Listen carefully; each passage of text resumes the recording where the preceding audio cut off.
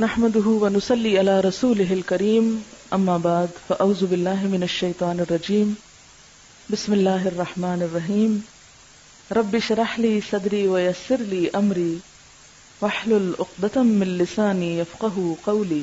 انسان کو دنیا میں بہت سے نقصانات سے واسطہ پڑتا ہے، لیکن کسی نہ کسی طرح ان کا ازالہ بھی ہو جاتا ہے۔ ایک چیز جاتی ہے تو دوسری مل جاتی ہے، لیکن ان میں سے ایک نقصان جس کا کوئی ازالہ نہیں کیا جا سکتا وہ موت ہے۔ اسی لیے کسی بھی عزیز رشتہ دار کی موت پر ہم بہت زیادہ تکلیف محسوس کرتے ہیں۔ ہم جانے والی روح کو واپس نہیں لا سکتے۔ ہاں، اس موقع پر میت اور اس کے لواحقین کے ساتھ ممکنہ حد تک خیرخواہی کر سکتے ہیں۔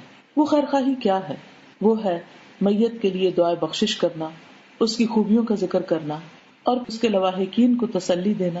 یہ سب بہت اجر و ثواب کا باعث بھی ہے۔ بخاری کی حدیث میں ہے، نبی صلی اللہ علیہ وسلم نے فرمایا، جو شخص کسی مسلمان بھائی کی مصیبت پر اس کی تعزیت کرتا ہے اور اسے تسلی دیتا ہے تو اللہ تعالیٰ قیامت کے دن اسے عزت و کرامت کا لباس پہنائیں گے۔ عموماً تعزیت کرنا ایک مشکل کام لگتا ہے، خاص طور پر اس وجہ سے بھی کہ غمزدہ لواحقین کے پاس جا کر ہم کیا بات کریں۔ اس کے بارے میں ہمیں نبی صلی اللہ علیہ وسلم کی رہنمائی ملتی ہے۔ ایک حدیث کے مطابق یہ الفاظ یا اس سے ملتا جلتا مفہوم اپنی زبان میں ادا کیا جا سکتا ہے کہ اعظم اللہ اجرک واحسن عزاءک وغفر لمیتک، اللہ تمہیں اجر عظیم دے اور بہت اچھی تسلی فرمائے اور تمہاری میت کو بخش دے۔